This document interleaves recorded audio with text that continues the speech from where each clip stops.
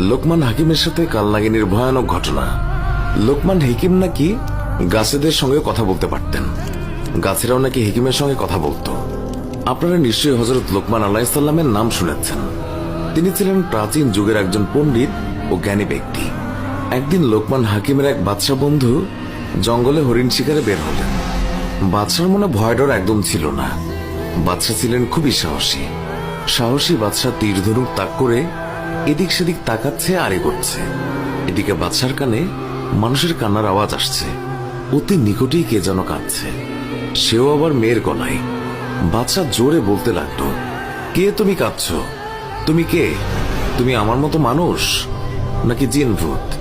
এইসব বলার পরপরই আড়াল থেকে কে যেন বলল, হুজুর, আমি আপনার মতো মানুষ, তবে মেয়ে মানুষ, কিন্তু আমি আপনার সামনে আসতে পারছি না। আমি যে বস্ত্রহীন হুজুর, আমাকে এক টুকরো বস্ত্র দিন, আমি আপনার দেয়া বস্ত্র পরে আপনার সামনে আসি।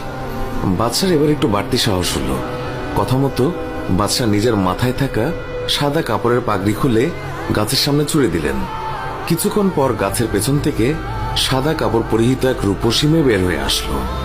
বাদশা মেয়েটাকে জিজ্ঞাসা করলো, তোমার নাম কি? মেয়েটি বলল, আমার নাম কোয়া কোয়া। বাদশা জিজ্ঞাসা করলেন, তুমি এখানে কি করে এলে? মেয়েটি বাদশার সব কথার উত্তর দিল, জানি না। এবার বাদশা জিজ্ঞাসা করলেন, তুমি কি আমার সাথে আমার মুল্লুকে যাবে? যদি যেতে চাও তো আমি তোমাকে আমার মুল্লুকে নিয়ে যাব। মেয়েটি বলল, হুজুর, আপনার সাথে নিতে হলে আমাকে বিবাহ করে নিতে হবে। বাদশা কিছুক্ষণ চুপ করে থেকে বললেন, ঠিক আছে, তাই হবে। যেই কথা সেই কাজ। কাজে আসলো, বিয়ে হলো। মনের আনন্দে ছোট রানী কোয়া কোয়াকে নিয়ে বেশি থাকে।